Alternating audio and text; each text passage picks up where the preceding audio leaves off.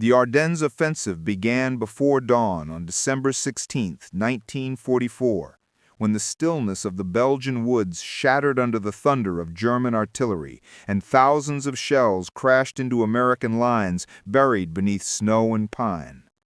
In the scattered foxholes of the 28th Infantry Division and elements of the 106th, men jerked awake to a world already frozen stiff.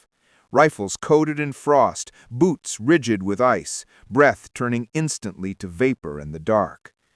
No one knew it yet, but they were about to fight through one of the coldest European winters on record, a brutal stretch where temperatures plunged to -20 degrees Celsius and stayed there for days.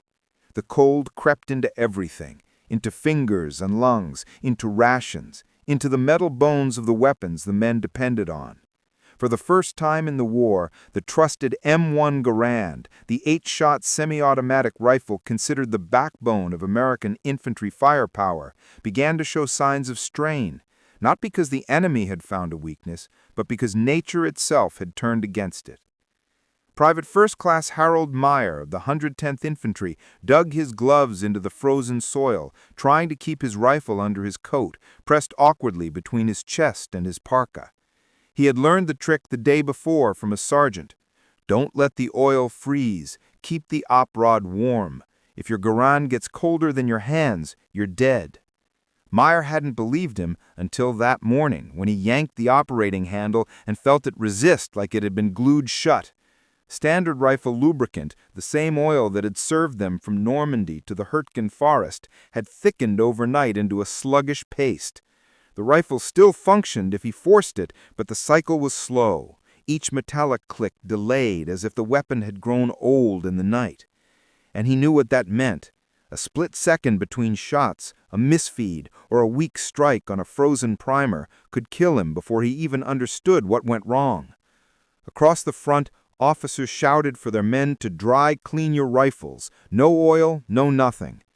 The order felt strange, almost sacrilegious. Soldiers had been taught since basic training never to run a rifle dry.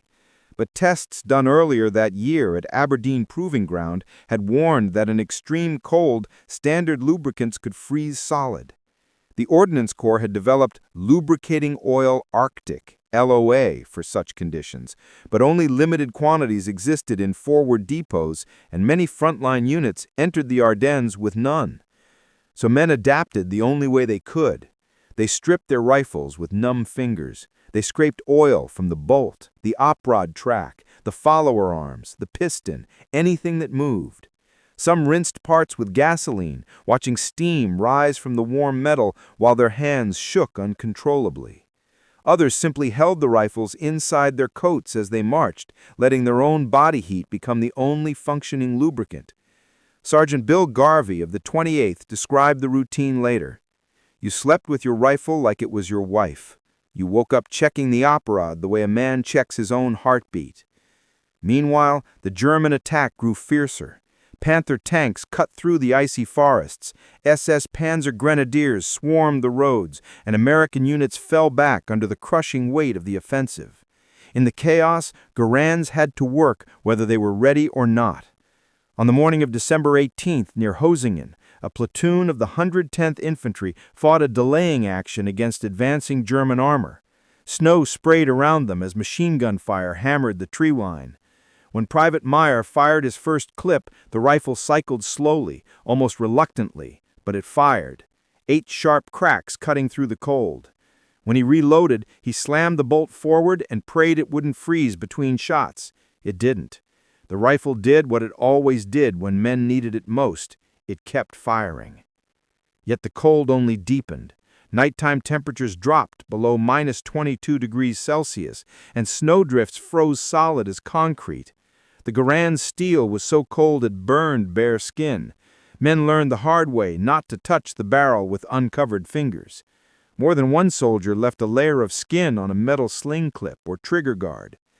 The worst moments came at dawn, when rifles that worked for an hour before sleep suddenly felt sluggish again, the cold seeping into the smallest seams, the breech block sticking, the firing pin moving just a fraction slower. The enemy was terrifying, but the cold was relentless. Still, the Garand endured.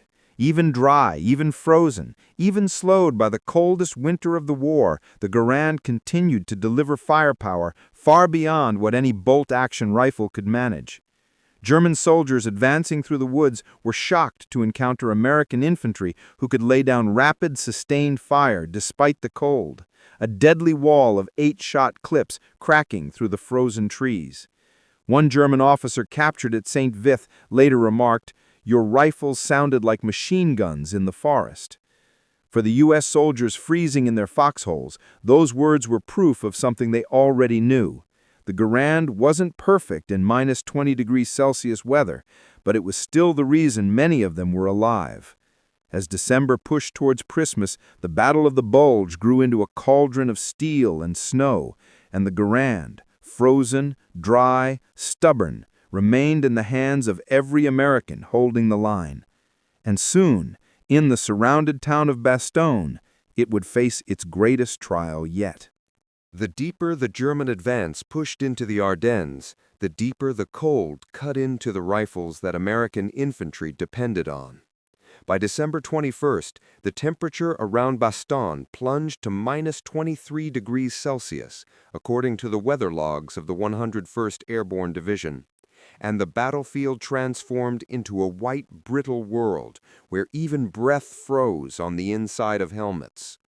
Snow turned to ice turned to armor, and metal turned into treacherous glass.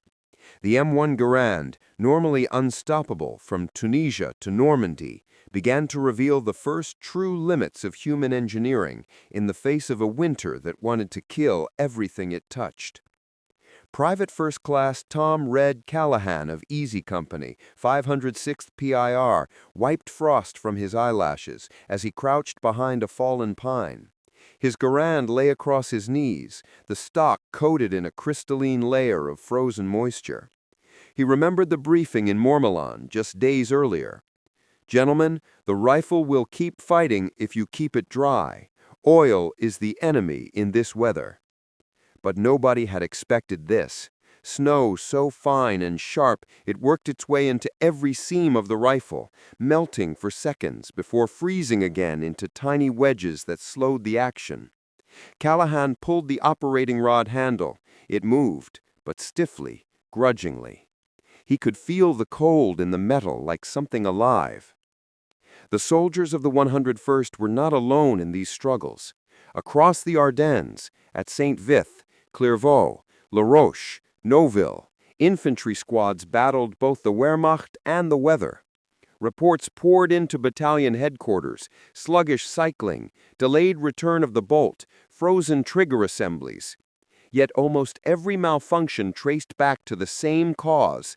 Standard Oil LSA thickened into a gel at minus 18 degrees Celsius, turning the op-rod track into a sticky channel that resisted each cycle. Soldiers who had cleaned their rifles by the book with a light coat of lubricant now found themselves punished for their discipline. Word spread quickly through foxholes. Dry rifles work better. Men stripped them bare, leaving the metal surfaces almost painfully cold to the touch. They rubbed graphite or powdered charcoal from shell casings into the bolt lugs. Some used gunpowder residue as a desperate dry film lubricant. A few received the miracle substance that changed everything: LOA, Lubricating Oil Arctic, an oil formulated to remain fluid down to minus 54 degrees Celsius, though quantities were limited and supply trucks rarely made it through the German encirclement. When LOA did arrive, ordnance teams applied it like holy water. One technician from the 801st Ordnance Company noted in his field diary, "Rifles treated with LOA cycled normally even at minus 20 degrees. Those with standard oil froze. Men begged for more, but we had only pints." Meanwhile, the Garand proved that design mattered as much as lubrication. Even when slow, it could still fire, its long-stroke gas piston hammering forward with enough force to overcome the partial freeze of the bolt. Bolt-action rifles like the German Kar 98K were easier to operate in the cold, but they could not match the volume of fire of an 8-round semi-automatic rifle in the hands of desperate paratroopers fighting off wave after wave of Volksgrenadiers. At Noville on December 20th to 21st, Lieutenant Colonel Robert Sink's paratroopers held the line against elements of the 2nd Panzer Division. Snow blew sideways in sheets, bullets whistled, and fog thickened until the world became a shifting tunnel of white and shadows. The Garands barked back, rapid and relentless.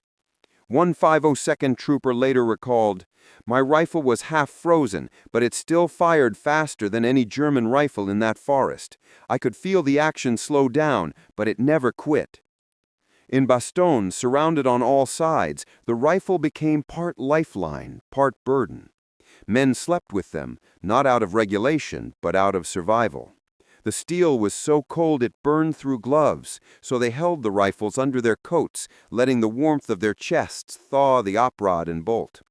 Imagine cuddling a block of ice, except the ice can save your life if you keep it warm. Private Callahan joked darkly on December 23rd. When the Germans sent their surrender demand on December 22nd, demanding Bastogne lay down arms, Brigadier General Anthony McAuliffe, acting commander of the 101st, famously replied, "Nuts." But the reality in the foxholes was harsher. The men had almost no artillery shells left. Food was rationed, medical supplies were gone, and many rifles, though still functional, cycled slowly or painfully. Yet they kept working. On December 24th, outside the village of Champs, a squad of the 502nd held off a German probing attack at dawn. The air temperature was -21 degrees Celsius, and frost had formed a glittering layer on the rifle barrels. The Garands fired, slow but deadly. German prisoners later admitted they believed the Americans had more automatic weapons than they actually did because the Garand's semi-automatic rhythm carried through the frozen woods like a warning drum. By Christmas morning, the men were exhausted. The temperature dropped again. The siege tightened. But the Garands, clean dry and kept warm against shivering bodies, did what they were built to do. They fired every time the men asked them to. The frozen Garands were not flawless machines in those days. They were stubborn, stiff, and sometimes painfully slow. But they remained the backbone of every foxhole, every roadblock, every stone wall where American infantry refused to yield. And soon, as whispers of Patton's armor filtered through Bastogne's icy trenches, the Garands that had survived the coldest nights of the war would be called on to fight again. This time, not just for survival, but for the chance to break the siege that had threatened to crush the entire 8th Corps beneath the winter sky. The siege of Bastogne tightened like a steel band through the final week of December, squeezing the 101st Airborne, remnants of the 10th Armored Division, and scattered units from the 28th Infantry Division into a shrinking ring of defense around a frozen Belgian crossroads. Snow had turned to ice and then refrozen into jagged layers that cracked under boots like glass. Temperatures hovered around -20 degrees Celsius, creeping lower at night, turning every breath into a drifting cloud, and every exposed metal surface into a hazard capable of tearing skin. In that bitter cold, surrounded, cut off from fuel and ammunition, the American infantry leaned more heavily than ever on their M1 Garands. Still the core of their firepower, still the rifle that stood between them and annihilation. At dawn on December 26th, the Germans launched a coordinated attack on the villages ringing Bastogne: Champs, Hemroll, Marvy, and the battered hamlet of Foy. Their objective was simple: crack the perimeter before relief forces reached the town. Panzer IVs and Stug 3 assault guns crept through the fog, their camouflage blending with frost-coated hedgerows. Volksgrenadiers advanced in tight formations, rifles slung across white smocks, boots crunching through snow. And in their path stood paratroopers armed mostly with rifles, frozen stiff hours earlier. Private First Class Tom Callahan of Easy Company woke to the familiar ritual. Before he even opened his eyes, he reached for the M1 Garand cradled under his coat. He rubbed the bolt with his bare thumb, stupid, he knew, but necessary, feeling the metal warm painfully against his skin. He cycled the action once, then again, until the op rod slid with only the faintest resistance. Across the foxhole, Sergeant Grant whispered, "Keep it warm. We'll need every round today." They did. At 0800, German infantry pushed toward Shaw, hoping to exploit the lightly held sector. Snow blew sideways in thin ribbons. Paratroopers crouched behind stone walls, tree trunks, and wrecked jeeps, waiting for the shapes to emerge from the blizzard. When they did, the forest filled with the sharp, rhythmic cracks of semi-automatic fire. The Garands, dry, cold, and stiff, still fired faster than the Germans expected. 8 rounds in quick bursts punched through the frozen air, shattering the illusion that the Americans were weak or running out of ammunition. A German officer captured days later told interrogators, "We believe they had many automatic rifles. The firing never stopped." He was wrong. It was the sound of the same weapons the Americans had carried since Normandy, just firing as fast as human hands could drive them in the cold. On the northeast side of Bastogne, the 502nd PIR held Noville, where the cold was cruelest. Men took turns rotating their rifles inside their coats like newborn infants, while others huddled near small stoves hidden behind collapsed walls. The Garands gas system, with its long-stroke piston, continued to function even when half frozen, slamming the bolt forward with a strength that surprised the Germans. In contrast, some German Gewehr 43 rifles, semi-automatics with a more sensitive gas mechanism, jammed frequently in the extreme cold, and the MP40 submachine gun, the reliable, lacked range. Only the bolt-action Kar 98K matched the weather, its manual cycling immune to frozen lubricants, but its rate of fire could not compete with the American rifles aimed from every hedgerow. In Hemroll on December 27th, a group of paratroopers from the 501st PIR fought off repeated armored assaults. As a Panzer IV lumbered through the village center, its tracks smashing frozen cobblestones, the infantry surrounding it fired back with rifles that clicked grudgingly but did not fail. Staff Sergeant Art Middleton recalled later, "My trigger felt like it had sand in it, but the rifle shot every time. Slow, but it shot." When the tank finally withdrew under artillery fire, Middleton realized he had gone through 4 clips, 32 rounds, without a single malfunction. Yet the cold demanded a price. Soldiers lost skin, nails, and in some cases entire fingertips while maintaining their rifles. Private Sam Walters of the 32nd Glider Infantry tried to clear his trigger housing after a night patrol and tore a blistered chunk of flesh off his thumb. He wrapped it in a bandage and kept firing anyway. "Better my thumb than a jam," he told his squad leader. Others were less fortunate. Some men who attempted to disassemble rifles barehanded in the open air suffered frostbite so severe that evacuation became necessary, though few were willing to leave Bastogne while the siege continued. Meanwhile, the Garand proved one more critical advantage, its on-block clip system, though loud and sometimes demoralizing when it pinged empty in close combat, allowed rapid reloading even with numbed or gloved fingers. German soldiers struggled to reload Mauser stripper clips with frozen hands.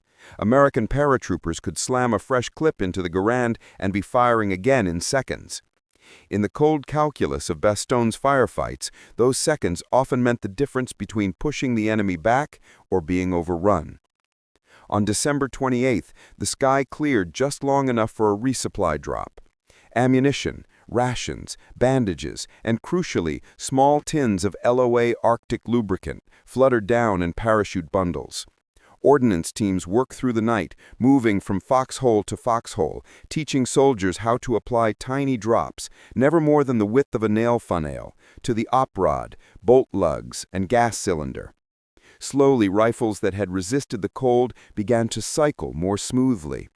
Soldiers felt a flicker of hope. It was like giving life back to the rifles, Lieutenant Hank DiCarlo said later. You could feel the action loosen up. You knew the next fight wouldn't depend on luck alone. That fight came on December 30th, when German forces launched one of their final heavy assaults before the new year. In Shaw, Hemroll and Marvy, Garands barked through the blizzard, their muzzles flashing against the darkness like tiny suns. The cold had taken its toll, but the rifles kept firing, and the men behind them refused to break. When the first elements of the 4th Armored Division finally broke through to Bastogne on December 26th, ending the isolation, many paratroopers were too exhausted to cheer. They simply held out their rifles, frosted, battered, stiff, and showed the tankers the tools that had kept them alive. This damn thing saved me, but I swear it hated the cold as much as I did. As the new year approached, the siege lifted, but the cold remained, and the Garands that had fought through the darkest week of the Ardennes were not done yet. They would soon be needed again in the brutal counterattacks that would drive the Germans back toward the Rhine. The new year brought no warmth to the Ardennes. If anything, January 1945 grew colder still, tightening winter's grip on men and steel alike, as American forces pushed to reclaim the shattered forests and frozen villages the Germans had seized in their desperate offensive. The relief of Bastogne on December 26th had ended the siege, but not the suffering. The temperature hovered between -15 and -20 degrees Celsius, and every rifle, every trigger, every bolt felt the sting of that cold.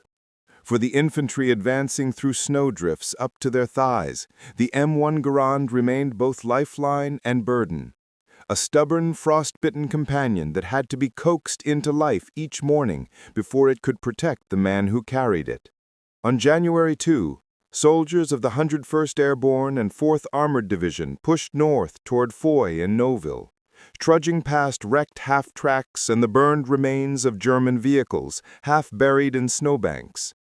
As they moved, paratroopers performed a ritual that had become second nature, cycling the Garand's operating rod every few minutes to keep ice from forming on the bolt face, checking the trigger to ensure its delicate sear hadn't stiffened again overnight, tapping the barrel band to clear frost from the front sight. Many rifles ran completely dry. No oil whatsoever, except perhaps a faint trace of LOA Arctic lubricant applied sparingly the night before. A corporal in the 506th PIR joked, "This rifle's got less oil than my hair." But the truth was deadly serious. Any film of moisture, any remnant of regular lubricant would freeze and jam the action. Ordnance teams had studied the problem since Bastogne and passed down new tactics. Warm the rifle before dawn. Never breathe directly onto the action. Keep snow from melting on the bolt. And if frost formed inside, strip the rifle behind shelter and warm it beneath your coat. Soldiers adapted with the ingenuity of men who had no choice. They placed their rifles near potbelly stoves in barns and cellars, rotating them like bread on a griddle. They used charcoal from burned-out houses to dust the bolt lugs, creating a dry film lubricant. They tucked the buttstock under their armpits as they marched, letting their own body heat seep into the steel. And through this blended discipline and desperation, the Garands kept firing. During the bitter fighting for Ricagny and Cobru, January 3 to 5, the 502nd PIR encountered pockets of German resistance supported by machine guns dug into snow-covered hedgerows. As the paratroopers advanced, their Garands cracked through the freezing air, slower than in France, each shot separated by a faint mechanical hesitation, but the rifles still cycled. Sergeant Fred Mitchell remembered watching a German machine gun nest fire through a hail of ice and sleet. "I thought my rifle was going to freeze solid," he said later. "But I eased the bolt forward, squeezed, and she fired. Then she fired again. That's all that mattered." Meanwhile, to the south, the 35th and 80th Infantry Divisions fought to secure the Arles-Bastogne highway, clearing German rearguards out of snow-choked villages where windows were shattered, barns burned black, and every doorway hid a rifle barrel. In these close-quarters fights, the Garand's semi-automatic fire gave American squads a crucial edge. German grenadiers with K-98Ks fired carefully aimed single shots. Americans responded with rapid 8-round bursts that pinned the enemy behind churned snow and ruined masonry. One platoon leader described it as winning by warmth. Not warmth of weather, but warmth of steel. If the rifle was warm, we survived. If the rifle froze, we didn't. On January 9th, during the struggle for Flamirji, a blizzard swept across the front with winds sharp as knives. Visibility dropped to a few meters. Men could barely see their own boots. Yet the Garands continued barking, each muzzle blast sending a harsh puff of steam into the frozen air. Private Joe Carbone of the 10th Armored Division fired until the barrel glowed faintly beneath the frost, the heat melting ice into thin rivulets that froze again seconds later. "My rifle looked like it was sweating in the cold, and then the sweat turned to ice," he wrote in a letter home. For soldiers of the 28th Infantry Division returning to the line after being mauled in the early days of the offensive, the Garand became a symbol of resilience. Many of these men had lost friends at Klarvo and Hazingen, had retreated through snowstorms under tank fire, and now found themselves advancing again with rifles so cold they hummed with stored frost. Yet the rifle's gas systems, simple, strong, and designed to operate with brute force, held up better than many expected. Aberdeen Proving Ground later confirmed what the soldiers already knew. The Garand's long-stroke piston could overcome partial freezing that would have crippled other semi-automatic rifles. A captured German officer remarked, "We assumed the cold would silence the American rifles. It did not." Even when rifles malfunctioned, they rarely failed completely. During the push toward Haufalaz, January 13 to 15, Lieutenant Hank DiCarlo's platoon took fire from a line of German paratroopers dug into a snowy ridge. DiCarlo's rifle froze mid-cycle, bolt half closed, oprod sluggish. Instead of panicking, he slammed the bolt forward with his gloved palm, exhaled carefully away from the action, and fired. Then fired again. Then again. Each shot came with effort, but the rifle's stubbornness matched the man holding it. They took the ridge before noon. By mid-January, the Bulge was collapsing. The Germans began pulling back toward the Siegfried Line, leaving behind destroyed armor, burned trucks, and the bodies of men who had died in snow that preserved them like statues. American units advanced through forests where trees snapped from cold and artillery alike, branches littering the ground like shattered bones. Through it all, the Garands kept working, slow, stiff, but unbroken. When the front finally stabilized around January 20th, men cleaned their rifles in barns and churchyards, stripping them with hands still trembling from the cold. Some rifles bore rust where sweat and frost had met. Others carried tiny scars where ice had gouged the steel. One soldier carved into his stock, "She fired. That's enough." The Battle of the Bulge was entering its final phase, but the story of the frozen Garands was not over.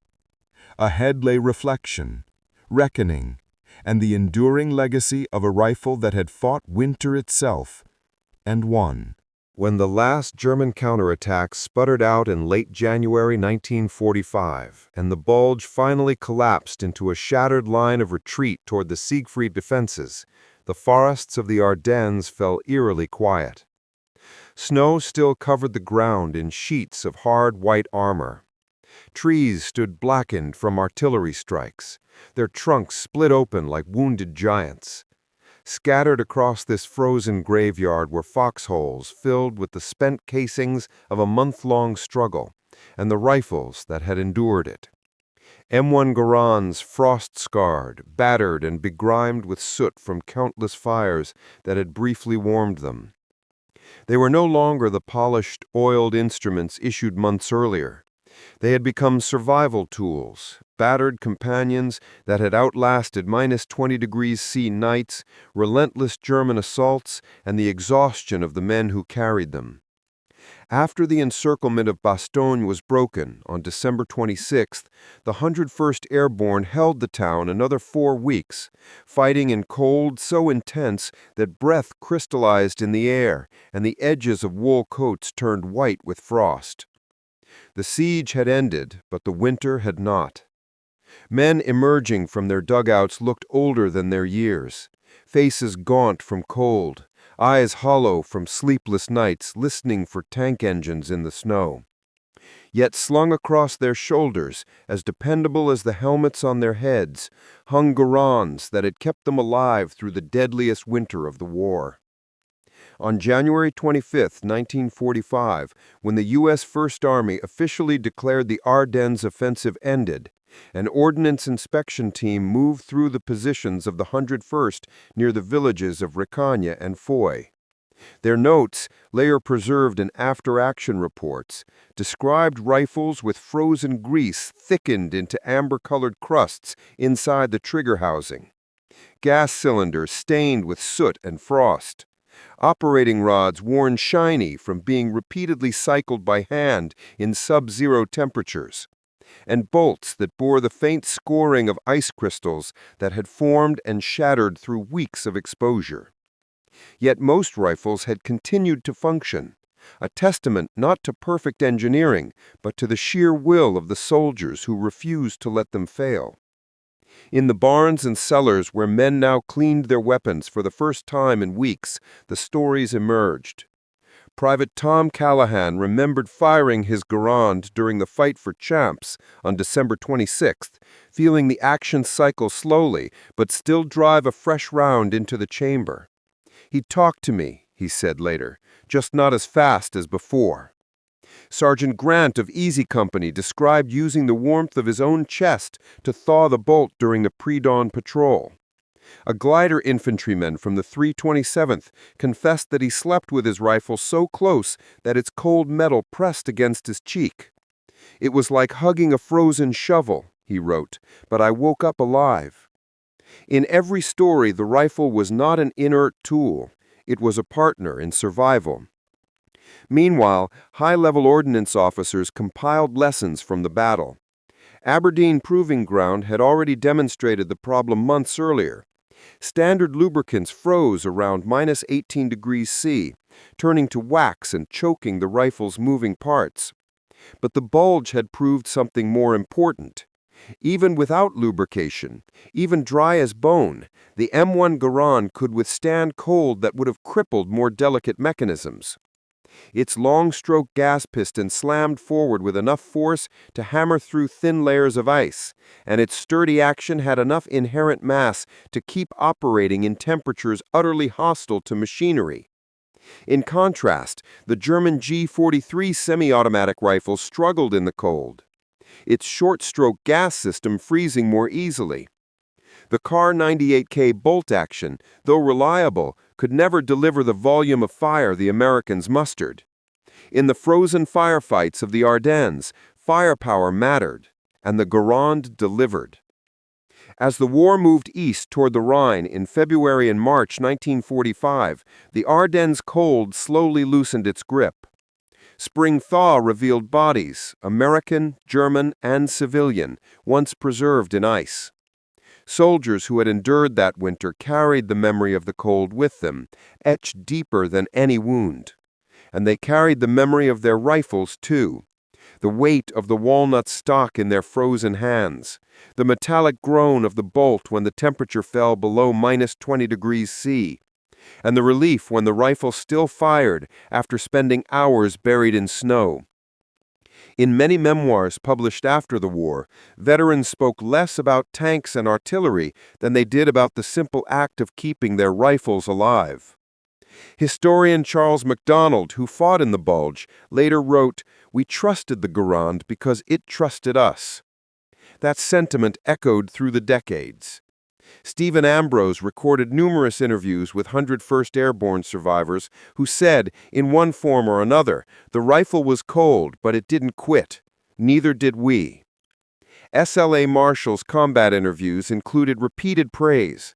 Soldiers who said the rifle slowed down, stiffened up, even groaned under the cold, but still fired the moment danger appeared through the white haze. After the war, the U.S. Army reviewed lubrication protocols, ensuring that future conflicts in Korea's frozen mountains or Alaska's training ranges would never again see rifles issued with oils that turned to sludge in winter. The Garand itself fought on through Korea and into the arsenals of dozens of Allied nations, outlasting the men who had depended on it in the Ardennes. Many rifles bore the scars of that frozen month, tiny pits from frost corrosion, dents from being slammed against boots to break ice loose in the dark. But each was a reminder of a fight where cold was the enemy as surely as the Wehrmacht. Today, in museums like Bastogne Barracks or the National Infantry Museum, Garands from the Ardennes sit behind glass, silent, dark, unassuming. Visitors see a rifle. Veterans see a memory. The sound of the bolt slamming home on a night when everything else froze, the flash of muzzle fire in a blizzard, and the relief when a rifle that had slept in snow for hours still answered the trigger.